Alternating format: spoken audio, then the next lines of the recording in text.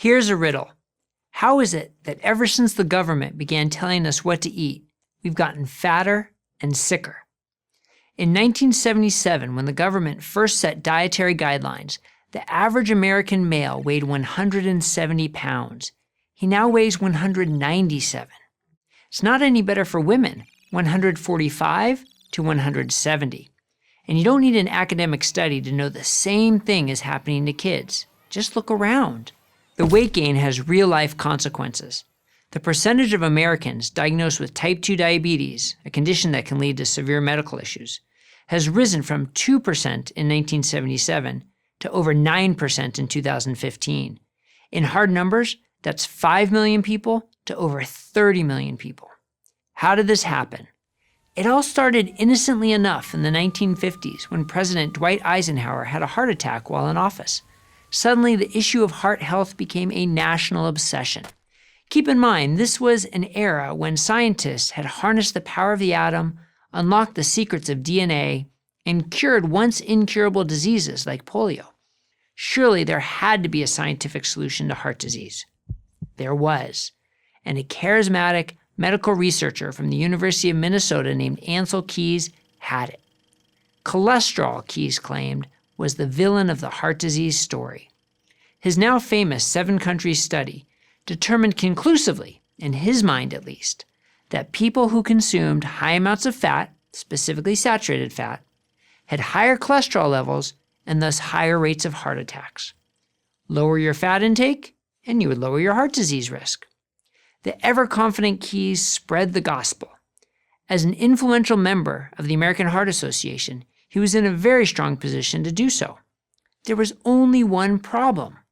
Keys' study was bad science. The sample size was so small, the data collection integrity so shoddy, and the lifestyle variables between the countries he studied so great that his research had no scientific validity. In other words, he asserted a conclusion he couldn't prove. When other scientists questioned Keys' conclusions, they were invariably met with stern responses like people are dying while you're quibbling over data points, and there are great benefits and no risks to adopting this new way of eating. In 1973, the American Heart Association set the dietary limit on saturated fat at 10%, and in 1977, the US government followed suit. Where did the 10% value come from? It didn't come from any scientific data. It was merely a government committee's best guess. This was despite contrary evidence like the 1957 Western Electric Company employee study, showing no difference in heart attacks in those who ate more or less saturated fat. A longer-term study of the same Western Electric subjects in 1981 reached the same conclusion. But again, no one wanted to hear it. To make this all easier to understand and to spread the message to schools, the food pyramid was created. That's the chart you first saw in 3rd or 4th grade, with all the supposedly good foods at the bottom, meaning eat a lot of those, and the bad foods at the top, eat those ones sparingly. What our kids are fed in school, what our military troops are fed on bases, what sick people are fed in hospitals, what crops we plant, and how we raise our cattle are all predicated on this deceptive nutritional concept. As Americans ate less saturated fat, margarine instead of butter, processed oils like corn oil instead of olive oil, low-fat milk, low-fat yogurt, and so on, they also started to eat more heart-healthy grains, exactly what the food pyramid and the updated version called MyPlate advise you to do. As the consumption of saturated fat decreased by almost 40%, the consumption of refined grains, carbohydrates that convert to sugar in the body, increased substantially. Total intake of calories also began to increase. This happened in no small part because food companies took advantage of the low-fat craze. They lowered fat and increased sugar. Suddenly, supermarkets were full of supposedly healthy, low-fat, high-sugar foods. It remains that way today. Foods that are high in sugar stimulate reward centers in the brain and leave us wanting more.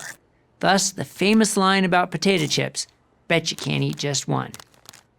The end result is a fatter population with greater and greater health issues, like type 2 diabetes, a problem that's getting worse, not better. How do we get ourselves out of this spiral?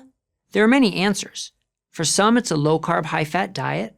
For others, it's a Mediterranean diet. For some, it's vegetarianism. For others, it might be something else. You need to find the best solution for you.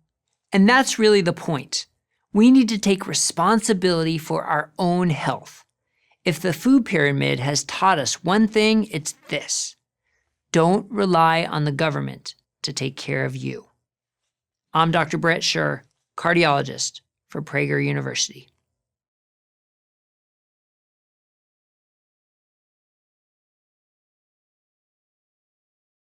Thank you for watching this video.